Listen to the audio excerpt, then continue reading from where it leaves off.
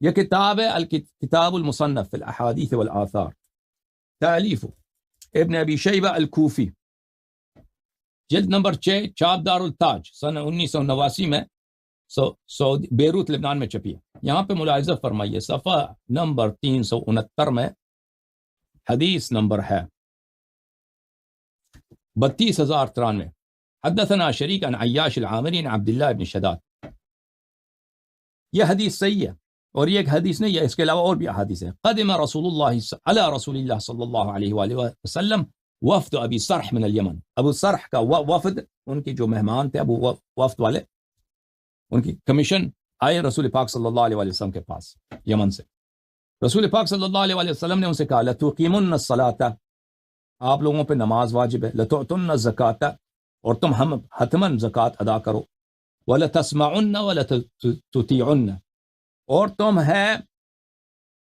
تم طاعت کرو اور اتباع کرو۔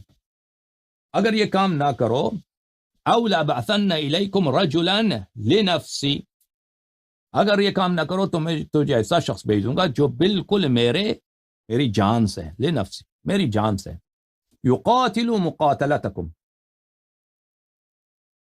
وہ آپ کے جنگجو کو قتل کر دے گا، ویسبی ذراریکم، اور آپ کے سب قبیلے کو وہ اسیر بنا دے گا۔ اگر تم طاعت نہیں کرو گے تو تمہارا یہ حشر ہوگا۔ اللہم انا، یہ میرے رب، اے میرے رب، یا میں خود یہ کام کروں گا، او کنفسی، یا وہ شخص جو بالکل مجھ جیسا ہے، وہ شخص جو بالکل مجھ جیسا ہے۔ ثم اخذ بید علی علیہ السلام، پھر انہوں نے دست کس کا لیا؟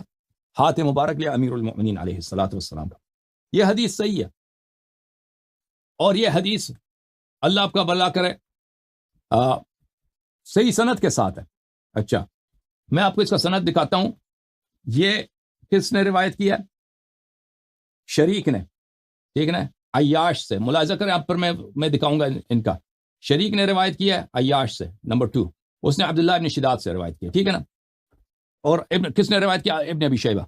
ملاحظہ فرمائیں، سیر اعلام النبلاء، چاپ مؤسسۃ الرسالہ، جلد 11، یہ ابن ابی شیبہ الکوفی، خامیم، بخاری مسلم کے روات میں سے ہیں، اور امام ہے، ان کا عالم ہے سید الحفاظ صاحب الکتب الکبار، احمد ابن حنبل، اسحاق ابن راہوی، ان کے ہم پلہ ہیں، اقران میں سے، ٹھیک ہے نا، بہت عظیم شخصیت ہے۔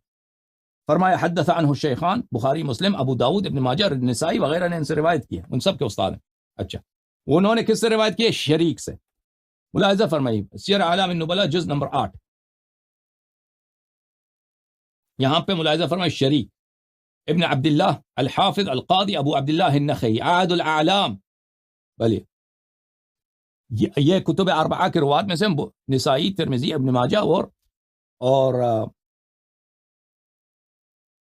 ابو داؤد نے ان سے روایت کیا۔ اس نے کس سے روایت کیا؟ عبداللہ ابن شداد سے، ٹھیک ہے نا۔ اس نے عیاش سے روایت کیا۔ یہ کتاب تہذیب الکمال، چاپ مؤسسۃ الرسالہ، عیاش ابن عمرو العامری التمیمی الکوفی، میم سین، یہ رجال مسلم میں سے، رجال مسلم من روى عنہ لہ الشیخان فقد جاز القنطرہ، اس پہ کوئی جرح ہے نہیں۔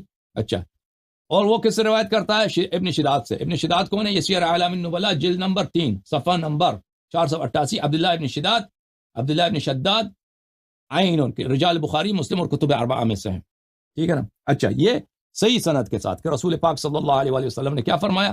فرمایا کہ امیر المؤمنین علیہ الصلوۃ والسلام بالکل مجھ جیسے ہیں۔ اچھا، دوسری سند کے ساتھ پھر دکھاؤں آپ کو، یہ کتاب المصنف ہے للاحادیث والآثار، جز نمبر 6، چاپ دار التاج، یہاں پر صفحہ نمبر 374 میں حدیث نمبر 32137، زید ابن یثی عن ابی ذر سے روایت کرنے، یہ بھی حدیث بھی صحیح ہے۔ رسول اللہ صلی اللہ علیہ وآلہ وسلم نے کہا لَيَنْتَهِيَنَّ أَوْ لَيَبْعَثَنَّ إِلَيْهِمْ رَجُلًا كَنَفْسِي، یہ باز آئیں گے یا میں ان کے خلاف ایسے شخص کو بھیج دوں گا جو بالکل مجھ جیسا ہے، بلی فَيُمْضِي فِيهِمْ أَمْرِي فَيُقْتِلُ الْمُقَاتِلَ وَيُسْبِئَ الذَّرِيَّةَ، کہ قاتل وہ جنگجوؤں کو قتل کرے گا اور ان کے ذراری کو اسیر بنا دے گا۔ پھر ملاحظہ فرمائی کتاب مصنف فی الاحادیث والآثار، جزء نمبر 7، چاپ دار التاج میں، صفحہ نمبر 411، حدیث نمبر 36953، یہاں پہ روایت ہے، ملاحظہ فرمائیے، عبد الرحمن ابن عوف سے روایت ہے کہ رسول اللہ صلی اللہ علیہ وآلہ وسلم نے جب مکہ فتح کیا، اس کے بعد طائف چلے گئے، طائف کو کئی دن انہوں نے محاصرے پہ رکھا، طائف فتح نہیں ہو رہا تھا، پھر ایک دن وہ وہاں سے چلے اور انہوں نے خطبہ دیا، انی فرۃ لکم فاوصیکم بعطرتی خیرا، میں آپ سے پہلے دنیا سے چلا جاؤں گا، میرے عطرت کے ساتھ اچھا کرو، وَإِنَّ مَوْعِدَكُمُ الْحَوْض، اور آپ کی ہمارا اور آپ کا وعدہ ہے حوض کوثر، وَالَّذِي نَفْسِي بِيَدِهِ لَيُقِيمُنَّ الصَّلَاةَ وَلَيُؤْتُنَّ الزَّكَاةَ، اس اللہ کی قسم جس کے ہاتھ میں میری جان ہے، طائف والے نماز پڑھیں گے اور زکوٰۃ دیا کریں گے، أَوْ لَأَبْعَثَنَّ إِلَيْهِمْ رَجُلًا مِّنِّي أَوْ كَنَفْسِي، میں ان کے خلاف ایسے شخص کو بھیج دوں گا جو میرے سے ہے یا مجھ جیسا ہے، یا مجھ جیسا ہے، جو میرا ہے یا مجھ جیسا ہے، فَلَا يَضْرِبَنَّ أَعْنَاقَ مُقَاتَلَتِهِمْ وَيَسْبِيَنَّ ضَرَارِهِمْ، ان کے جنگجوؤں کو قتل کرے گا، ان کے اولاد کو اسیر بنائے گا۔ لوگوں نے سوچا کہ شاید ابو بکر عمر کی بات کر رہے ہیں، فَأَخَذَ بِيَدِ عَلِيٍّ عَلَيْهِ السَّلَامُ فَقَالَ هَذَا، امیر المومنین علیہ السلام کا ہاتھ اٹھایا اور کہا کہ ان کی بات کر رہا ہوں جو بالکل مجھ جیسے ہیں۔ تو ان حدیث کو دیکھ کر صحیح اسانید کے ساتھ آپ کے کتب میں امیر المومنین علیہ السلام کے متعلق فرمایا کنفسی، قرآن نے بھی فرمایا وانفسنا وانفسکم ثم نبتہل، مباہلہ کے وقت اپنے نفس کو بلاؤ، رسول پاک صلی اللہ علیہ وآلہ وسلم نے اپنی جان اپنی طرح کس کو بلایا؟ امیر المومنین علیہ السلام کو بلایا، کیونکہ اللہ کا حکم ہے کہ اپنا جیسا لے کے آؤ، اپنا جیسے لے کے آیا، کس کو لایا؟ امیر المومنین علیہ السلام کو لے کے آیا، ابو بکر عمر عثمان ان کو نہیں بلایا۔ تو پتہ چلا کہ یہ بالکل نفس رسول صلی اللہ علیہ وآلہ وسلم ہے۔